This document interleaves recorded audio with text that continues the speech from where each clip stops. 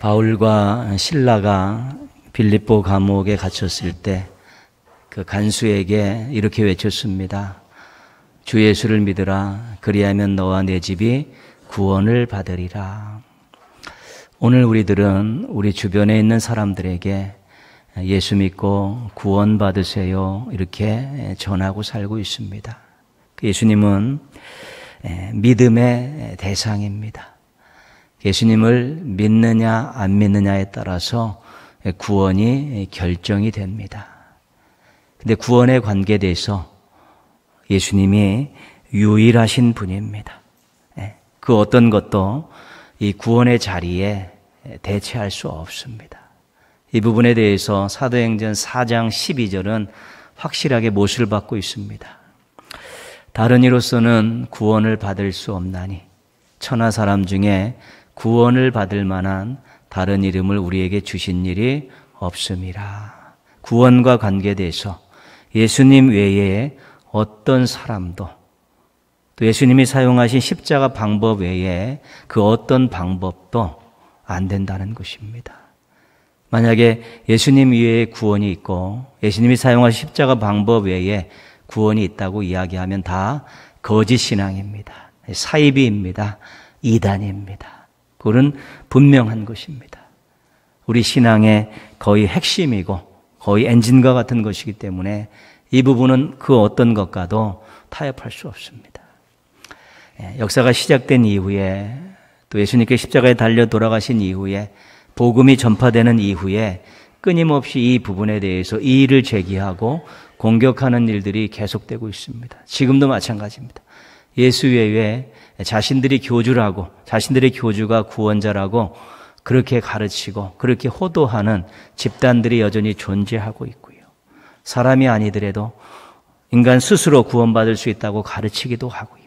세상에 있는 그 어떤 것을 믿고 따르고 의지하면 구원을 받을 수 있다고 가르치는 일들은 여전히 계속되고 있습니다. 그러나 구원에 관계돼서 오직 예수입니다. 이 부분만은 절대로 잊어버리면 안 되고 이 부분을 잊어버리면 인생을 다 잃어버리는 것입니다. 예수님을 믿고 구원받은 사람들은 내적으로 예수님을 닮아가야 합니다. 너희 안에 이 마음을 품으라. 곧 그리스도 예수의 마음이니. 성도들은 예수님의 마음을 닮아가야 된다라고 권면하고 있는 것입니다. 예수님께서 이렇게 말씀하셨습니다. 내가 너희에게 행한 것 같이 너희도 행하게 하려 하여 본을 보였노라. 제자들의 발을 다 씻기시고 하신 말씀입니다. 예수님의 그 섬김의 그 아름다운 모습들 닮아가라는 것입니다. 우리가 복음서를 쭉 읽으면서 예수님을 만납니다.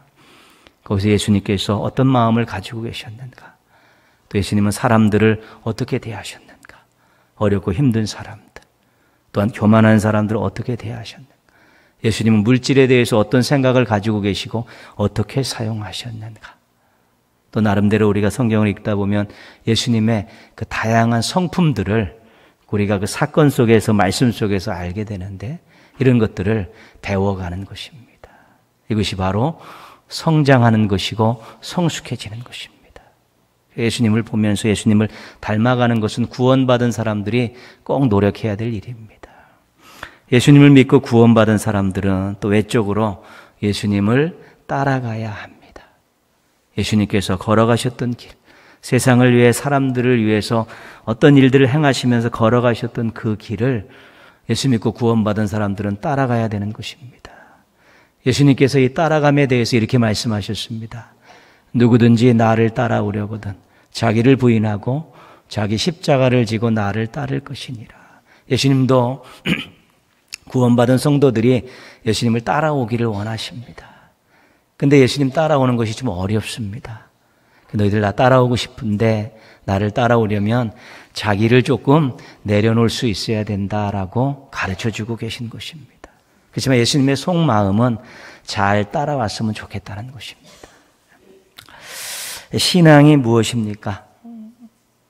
오늘 우리가 같이 살펴본 예수님을 중심으로 정리하면 이렇습니다. 신앙은 예수님을 믿고 구원받은 후에 예수님을 닮아가고 예수님을 따라가는 것이다. 이게 신앙입니다. 그래서 예수님을 믿고 구원받은 확신이 없으면 신앙이 시작된 게 아닙니다. 신앙생활 하는 게 아니라 이제 교회 생활을 하는 거죠. 뭐 취미 생활하는 그런 것이죠. 그러니까 예수님을 믿고 구원받은 후에 이제 예수님을 내적으로 닮아가고 또 예수님을 외적으로 따라가는 것이 신앙입니다. 예수님을 믿고 구원 받으셨습니까? 예수님을 믿고 구원받으면 신분이 변합니다. 하나님의 자녀가 되는 것입니다. 감사할 일이지요. 예수님을 닮기 위해서 노력하며 사십니까? 예수님을 닮아가기 시작하면 삶의 모습들이 바뀝니다. 영향력 있는 모습들로 바뀌어가는 것이지. 그 생각하는 바, 말하는 바, 또 씀씀이 이런 것들이 마음 씀씀이 이런 것들이 사람들에게 영향을 주는 것입니다. 예수님을 따라가고 있습니까? 예수님을 따라가다 보면 인생의 목적이 더 분명해집니다. 하나님의 영광입니다. 구원받은 후에 우리가 신앙생활을 계속 이어가는데 구원받은 감격, 예수님을 닮아가는 즐거움, 예수님을 따라가는 당당함 이런 것들을 맛볼 수 있는 것이죠. 구원의 감격은 우리가 예수 그리스도를 구주로 영접할 때 다 이미 경험한 것이지요. 그때 이 감격을 여전히 우리가 누리고 있지 않습니까? 근데 또 예수님을 닮아가다 보면 자신이 생각이 바뀌고 가치관이 바뀌고 언어가 바뀌고 삶의 모습들이 바뀌면서 굉장히 즐거운 것입니다. 너무 긍정적으로 바뀌고 아름답게 바뀌어가니까 즐거운 것입니다. 그리고 조금 힘들고 어렵지만 예수님이 걸어갔던 길을 걸어가며 세상을 향해 사람들을 향해서 영향력을 끼치는 그런 사명들을 감당하다 보면 당당해지는 것이죠. 왜냐하면 예수님 따라가는 인생들은 당당할 수밖에 없습니다. 예수님과 함께 걸어가는 인생들은 당당할 수밖에 없는 것입니다. 예수님 믿고 구원받고 지금 우리는 예수님을 닮아가려고 노력하고 있고 예수님을 따라가려고 부단히 애쓰고 있습니다. 모쪼록 구원의 감격과 또 닮아가는 즐거움과 따라가는 당당함을 맛보며 사시기를 주님의 이름으로 부탁드리겠습니다. 예수님께서 겟세마네 동산에서 기도하고 잡히셨습니다. 그리고 공회에 끌려가셔서 재판을 받으셨습니다. 근데 이 과정 속에서 제자들의 부정적인 모습들을 성경은 집중적으로 거기다가 쏟아붓고 있습니다. 예수님 잡혀가셔서 공회에 재판받으시는 그 와중에 성경에서는 제자들의 부정적인 그런 모습들을 아주 기록을 아주 많이 해놨습니다. 예수님 기도하실 때 잠을 자고 있었던 제자들의 무관심이 있습니다. 예수님을 팔아먹은 유다의 배신이 있습니다. 예수님 끌려가실 때 혼비백산에서 달아나 버렸던 제자들의 도망이 있습니다. 예수님 공회에서 재판받으실 때 그 뜰에서 베드로의 부인이 있었습니다. 무관심, 제자들의 무관심, 배신, 도망, 부인 이런 것들이 그때 겟세마네 동산에서 재판받으실 그때 집중적으로 기록되어 있다는 것이죠. 근데 이 무관심, 배신, 도망, 부인은 미성숙한 부분들입니다. 그래서 닮아가는 중에 따라가는 중에 얼마든지 나타날 수 있는 모습들입니다. 이것을 성경은 연약함이다 그렇게 이야기하는 것입니다. 순간적으로 찾아오는 상황에 당황해서 신앙적인 판단을 못하면 그럴 수 있습니다. 경건의 모양은 가지고 있는데 경건의 능력이 없으면 그런 상황에 딱 맞닥뜨리면 그럴 수 있습니다. 그래서 무관심, 배신, 도망, 부인 이런 연약함들이 우리들에게도 얼마든지 나타날 수 있다는 것입니다. 우리들이 예수님 믿고 구원받은 이에 예수님을 닮아가는 과정에서 예수님을 따라가는 과정에서 우리들에게도 나타날 수 있는 연약한 모습입니다. 그래서 깨어서 기도해야 되는 것입니다. 그래서 부단히 훈련해야 되는 것입니다. 지금의 이 모습으로 이 연약함을 극복하지 못한 기도하고 훈련하면서 이 연약함을 극복할 준비들을 해나가는 것도 굉장히 중요하기 때문입니다. 오늘 말씀은 제자의 이야기가 아닙니다. 제자들은 예수님 붙잡혔을 때 다 도망갔습니다. 그 다음 이야기인데 오늘 주인공은 그냥 청년이다, 그렇게 호칭하고 있습니다. 무명의 한 젊은이에 대한 이야기입니다. 이름은 언급되지 않고 그냥 청년입니다. 벗은 몸에 혼이불을 이렇게 뒤집어 쓰고 예수님을 따라간다고 말하고 있습니다. 아니, 뭐 하다 왔길래 벗은 몸에 혼이불을 뒤집어 쓰고 예수님을 따라갔을까? 성경에서는 찾을 수 없습니다. 하여튼 예수님을 따라가는 것이죠. 잡혀가는 예수님을 벗은 몸에 혼입을 입고 따라가다가 이제는 그 예수님을 체포했던 그 무리들에게 딱 잡힙니다. 그때 혼이불을 벗어 던지고 맨몸으로 도망갔다는 내용입니다. 제자들의 이야기도 아닌데 갑자기 예수님 체포당하는 그 와중에 이 말씀이 두 절이 폭 들어가 있는 것입니다. 그럼 이 알몸으로 도망간 청년은 누구인가? 다양하게 연구하고 있어요. 성경에 정확히 지목되어 있지는 않습니다. 그러나 전후사장을 연구한 분들의 대체적인 의견들은 마가복음을 기록한 마가라는 것입니다.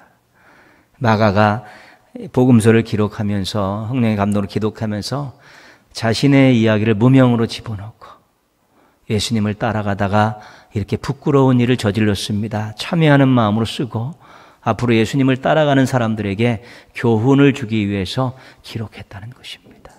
그렇지 않고는 이 말씀이 갑자기 이 속에 들어갈 이유가 없다는 것입니다. 쓰는 사람하고 뭔가 연관이 있기 때문에 들어간 것입니다. 이 청년 마가는 왜 예수님을 따라가다가 도망갔을까? 간단한 것이죠. 두려워서 그랬습니다. 예수님을 따라가다 딱 잡혔는데 너도 이자와 같은 통속이냐, 같은 족속이냐, 같은 무리냐 물어서 만약에 그렇게 들통이 나게 되면 곤혹을 치르게 되어 있습니다. 같이 끌려가서 옥살이도 해야 되고 채직도 맞아야 되고 심한 경우에는 또 엄청나게 생명의 위협을 받는 일까지 당할 수 있는 것입니다. 당시에 그 산헤드린 공회에 그들이 행했던 일들을 보면 그러고도 남을 것이라는 것을 알았기 때문에 이 두려움이 찾아오니까 창피한지도 모르고 벗은 몸을 가지고 36개 주랭랑을 친 것입니다. 우리 인간들은 연약한 존재입니다. 그리고 이기적인 존재들입니다. 자기에게 해가 될 것 같으면 두려워서 피하고 얼마든지 도망갈 수 있는 존재들입니다. 좋지 않은 상황에서 안전을 확보할 수 있는 가장 확실한 방법은 도망입니다. 자리를 피하는 것입니다. 체면도 인격도 신앙도 다 던져버리고 일단 자리를 피하고 보면 자기의 안전은 도모할 수 있는 것입니다. 그래서 자기의 안전을 먼저 생각하게 되면 어떻게 해서든지 그 자리를 피하는 것이 가장 확실한 방법입니다. 두려움이 찾아왔을 때 가장 먼저 반응하는 것은 도망가는 것입니다. 그런데 예수님을 따라가다가 예수님을 또 닮아가다가 두려움이 찾아오면 어떡합니까? 도망가는 것이 죄송스럽고 수치스러운 일인데 이 두려움을 이기지 못하면 도망갈 수 있습니다. 갑자기 찾아오는 두려움 어떻게 합니까? 예고도 없이 상황이 딱 벌어졌을 때 팍 찾아올 때 이때 미리 준비해 놓지 않으면 백이면 다 지는 것입니다. 평상시 훈련이 그만큼 중요한 것입니다. 우리가 어떤 훈련이 중요한 거냐면 첫 번째는 우선순위에 대한 훈련이 굉장히 중요합니다. 하나님 1번, 나 2번 이 훈련입니다. 하나님 먼저, 나 나중 이 훈련입니다. 우리가 어떤 것들을 딱 판단하고 생각할 일이 있을 때 하나님 1번, 나 2번 하면 하나님께 순종하게 되는 것입니다. 두려움이 왔습니다. 두려움이 왔는데 나 안전, 내 안전 1번. 그럼 도망가는 것입니다. 그러나 여기서 하나님이 영광 받으실 일이 있고 하나님이 기뻐하시는 일이 있고 하나님의 뜻이 있고 순종해야 될 걸 먼저 생각하면 우리는 두려움을 떨쳐버릴 수 있게 되는 것입니다. 우리가 예배를 드리는 것도 또 예물을 드리는 것도 또 봉사하는 것도 또 나름대로 여러 가지 교회에서 신앙의 이름을 걸고 하는 모든 면에 있어서 첫 번째 거는 감사해서 하는 일들입니다. 그러나 그것을 잘하면 그것이 자기에게 훈련이 되는 것입니다. 하나님 1번 훈련입니다. 예배를 잘 드리는 하나님 1번 훈련 잘하는 거예요. 예물을 잘 드리는 하나님 1번 훈련 잘하는, 봉사하는 것도 마찬가지, 복음 전하는 것도 마찬가지죠. 다 하나님 1번 훈련하는 이면적인 유익이 있는 것입니다. 하나님 저를 구원해 주셔서 감사합니다. 은혜 베풀어 주셔서 감사합니다. 그래서 우리가 예배도 드리고 봉사도 하고 예물도 드리지만 그런 것들을 하다 보면 그 이면에서는 하나님 우선, 하나님 먼저, 하나님 1번 이런 것들이 자리하게 되는 것이죠. 그래서 갑자기 두려운 일들이 딱 생겼을 때 나 안전 2번으로 가고 하나님 뜻 1번으로 가면 우리가 순종할 수 있으며 두려움을 떨쳐버릴 수 있게 되는 것입니다. 두 번째는 믿음을 준비하는 것입니다. 여호와는 내 생명의 능력이시니 내가 누구를 무서워하리요. 우리가 힘이 있어서 무언가를 이기는 것이 아니라 전능하신 하나님 창조자 하나님께서 우리를 막아주시고 지켜주시고 도와주시기 때문에 우리가 이길 수 있는 것입니다. 그래서 하나님에 대한 그 능력에 대한 신뢰가 얼마나 크느냐, 얼마나 믿고 있느냐에 따라서 때로는 두려움이 찾아오더라도 얼마든지 우리가 이겨낼 수 있는 것입니다. 그렇지만 하나님에 대한 능력에 대한 신뢰가 없으면, 자기 자신을 의지할 수밖에 없으면 요만한 게 와도 두려운 것입니다. 그런 하나님의 능력을 신뢰하고 전지전능하신 하나님을 믿고 의지하게 되면 이따만한 게 와도 두렵지 않은 것입니다. 우리가 자기의 안경을 쓰고 보면 문제라는 것, 대적자들은 커 보이는 것이고요. 우리가 믿음의 안경을 쓰고 보면 문제라는 것, 대적자들은 작게 보이는 것입니다. 크면 두려운 것 아니겠습니까? 근본적으로 그렇게. 자기보다 크고 강하다고 생각하면 두려운 것입니다. 그러나 우리가 믿음의 눈으로 바라보면 별거 아니게 보이는 것이죠. 왜 하나님이 우리를 도우시고 지키시고 인도하신다는 확신이 있으면 그럴 수 있는 것입니다. 영국의 한 호텔 앞에 이런 문구가 기록되어 있다는 것을 간증집에서 읽은 적이 있습니다. 두려움이 찾아와 문을 두드렸다. 믿음이 나가 문을 여니 아무도 없었다. 그죠? 네. 두려움이 찾아와서 우리 마음 문을 두드리죠. 들어가겠다는 것입니다. 근데 믿음이 나가서 문을 딱 여니까 아무것도 없었다. 다 도망가 버렸다는 것입니다. 분명한 우선순위와 굳건한 믿음 준비하셔서 두려움 때문에 예수님 따라가다가 주의 일 하다가 또 신앙 지키려다가 도망가는 일 절대로 없기를 바랍니다. 마가복음을 기록한 이 마가는 사도행전에는 마가 요한 이렇게 소개하고 있습니다. 똑같은 건데 마가는 헬라식 이름이고 요한은 히브리식 이름입니다. 우리가 사도 바울을 먼저 사울이라고 그랬습니다. 근데 사도행전 13장에 이방 땅에 복음을 전하면서 이름을 바꿔서 바울이라고 이야기하죠. 사울은 히브리식 이름이고 바울은 헬라식 이름입니다. 그 이름이 두 가지를 가지고 있는 것이죠. 그렇게. 이 마가 요한은 오순절 성령 강림이 있었던 이 다락방집 아들입니다. 초대교회의 신실한 일꾼이었던 지도자였던 바나바의 조카입니다. 어려서부터 자기 집을 드나드는 제자들과 많은 신실한 신앙인들을 보면서 크지 않았겠습니까? 성령 강림의 현장에 있었고요. 교회가 생겨서 교회가 성장해가는 많은 모습들을 다 보지 않았겠습니까? 그래서 남들이 볼 때 나름대로 신앙 안에서 잘 컸다라고 판단할 수 있는 그런 좋은 신앙적 토양에서 자랐던 것이죠. 은혜입니다. 수리 안디옥 교회가 바나바와 이 바울을 이제 선교사로 파송을 합니다. 이것을 우리가 1차 선교 여행이라고 이렇게 이야기합니다. 이때 바울과 바나바가 이 마가 요한을 같이 데리고 갑니다. 왜 데리고 갔겠어요? 바나바의 조카였기도 했지만 그가 참으로 견실하게 잘 컸기 때문에 동행을 시켰겠지요. 그래서 수리 안디옥을 출발해서 가다가 이제는 중요한 1차 전도여행의 핵심적인 갈라디아 지역으로 들어가기 전에 반빌리아 버가라는 곳에 도착했는데 거기서 문제가 생겼습니다. 사도행전 13장 13절은 이렇게 말합니다.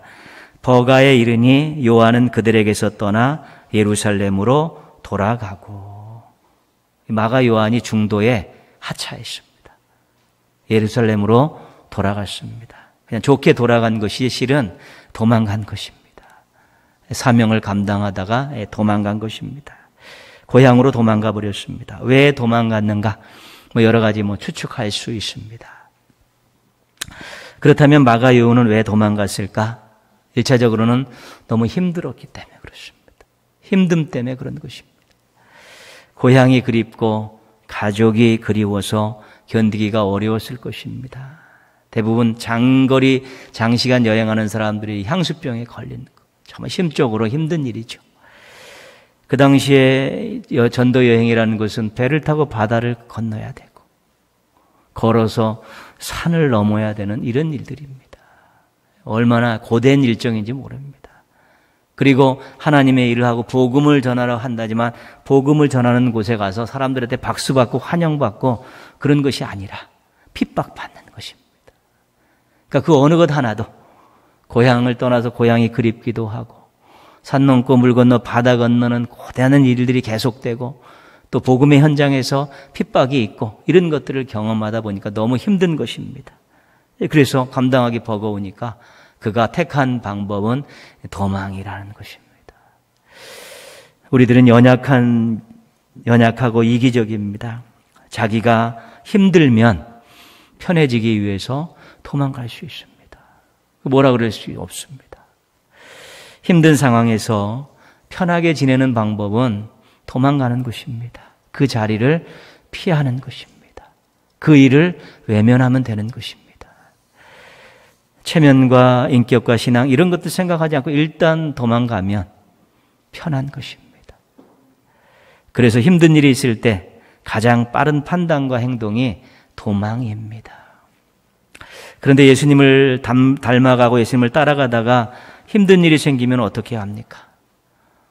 도망가는 건 정말 죄송스러운 일이고 수치스러운 일인데 너무 힘들면 편함을 추구하다 보면 도망갈 수밖에 없습니다.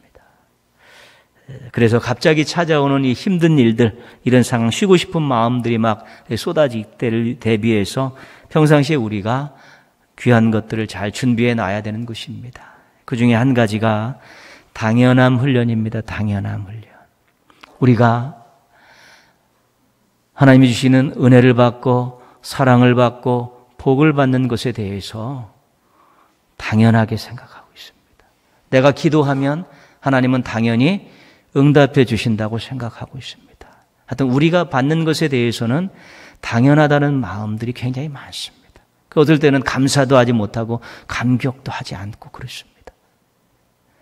그런데 우리가 또 하나님 말씀대로 살고 하나님 일하고 그러다 보면 때로는 수고도 해야 되고 고단한 삶도 살아야 되고 희생도 해야 되는데 거기에 대해서는 당연하다고 생각하지 않습니다. 내가 왜 이래야 되냐고, 나만 왜 이래야 되냐라고 그렇게 생각하면서 불평이 나고 불만이 나는 것입니다. 그러나 우리가 은혜와 사랑과 복을 받는 걸 당연하다면 그 은혜와 사랑과 복을 주신 주님을 위해서 우리가 조금 땀 흘리고 수고하고 때로는 손해보는 것을 당연하게 생각해야 되는 것이죠. 그러다 보면 이 힘든 일들에 대해서 우리가 도망가지 않게 되는 것입니다. 또 그것을 당연하게 여기며 하다 보면 그 안에 또 하나님이 새 힘을 주시고 또 그 안에서 즐거움을 맛볼 수 있는 것입니다. 이 당연함의 훈련들이 굉장히 중요한 것입니다. 왜 받는 것은 당연하게 생각하고 주님을 위해서 하는 일에 대해서 힘듦에 대해서는 당연하지 않고 맨날 불평하고 원망하려고 도망가려고 하느냐, 이런 생각들을 가져볼 수 있는 것입니다. 둘째는 짧은 기도입니다. 좀 쉬고 싶고 힘듦이 올 때 우리가 좀 편하고 도망가고 싶은 마음이 있을 때 짧게 기도하는 게 중요하죠. 성경에서 이 짧은 기도를 가장 잘했던 분은 느헤미야라는 분입니다. 이것을 우리가 화살 기도라 이렇게 평가하는 분도 있습니다. 옛날 얘기를 하면 전보 기도다 그러죠. 옛날엔 전보 치지 않았습니까? 옛날에 전보 기도다 그랬죠. 순간적으로 자신에게 너무 힘들어가고 도망가고 싶은 마음이 있을 때 예수님의 십자가를 생각하게 해 주십시오. 하나님이 원하신다면 여기에 머무를 수 있도록 힘을 주십시오.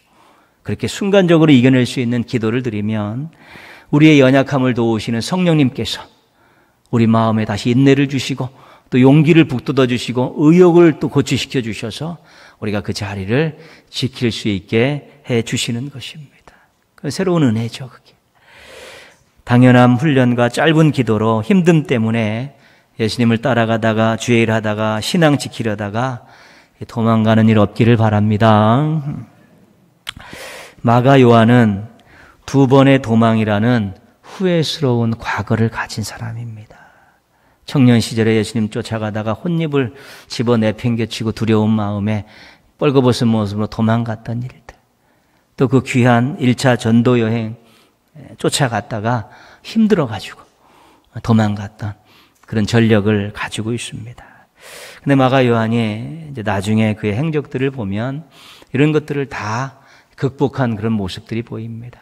골로새서 4장에 보면 바울이 마가 요한을 비롯한 몇 사람을 이렇게 평가하는 내용이 나오는데, 하나님 나라를 위하여 함께 역사하는 자, 이렇게 이야기하고 있습니다. 이 마가 요한은 하나님 나라를 위해서 나와 함께 일하는 사람이다, 이렇게 골로새 교회에다가 소개를 하고 있습니다. 이 말씀은 무슨 말씀이냐면, 이제 마가 요한은 더 이상 두려움 때문에 도망가지 않는 사람이라는 것입니다. 마가 요한은 이제 더 이상 힘듦 때문에 도망가지 않는 사람이라는 것이죠. 하나님 나라를 위해서 아무리 어렵고 힘들고 피곤해도 두려운 일이 있어도 이제는 함께, 바울과 함께 일하는 일꾼이 되었다라고 사도 바울이 그렇게 평가하고 있는 것입니다. 도망자가 아니라 지키는 자가 되었고, 도망자가 아니라 감당하는 자가 되었고, 도망자가 아니라 순종하는 자가 되었다는 것입니다. 멋진 변화이고 아름다운 성숙입니다. 우리들도 얼마든지 그렇게 될 수 있습니다. 우리는 지금 인생길을 달려가고 있습니다. 우리의 달려가는 인생길은 하나님께서 주신 길입니다. 그런데 이 인생길 행복하게 잘 달려가기를 원하시면서 이 인생길이 예수님을 닮아가고 예수님을 따라가는 인생길이 되기를 원하고 계십니다. 근데 이 인생길 걷다 보면 두려움이 찾아올 수 있습니다. 편안함에 대한 그런 유혹이 있을 수 있습니다. 그러면 자리를 피하면 간단합니다. 환경을 바꾸면 간단합니다. 오늘 주제로 말씀드리면 도망가면 간단합니다. 네. 그러나 그 도망이 자신에게 결코 유익되지 않습니다. 있어야 될 자리에 있는 것도 굉장히 큰 순종입니다. 해야 될 일을 해야 되는 것도 하나님을 기쁘시게 하는 일입니다. 예수님 따라간다는 것은 우리 예수님 앞서 가시는데 그 뒤 따라가는 거 아닙니까? 그 뒷모습을 보고 가는데, 도망가다 보면 예수님과 서로 등지고 반대 방향으로 가게 되는 것 아닙니까? 예수님을 따라가는 것이 아니라 예수님과 멀어지는 것입니다. 이스라엘 백성들이 이제 출애굽해서 홍해를 건너지 않습니까? 광야로 들어갑니다. 광야로 들어갔는데 그들에게는 늘 불평과 원망이 있었습니다. 한 가지는 뭐냐면 불편하다는 것입니다.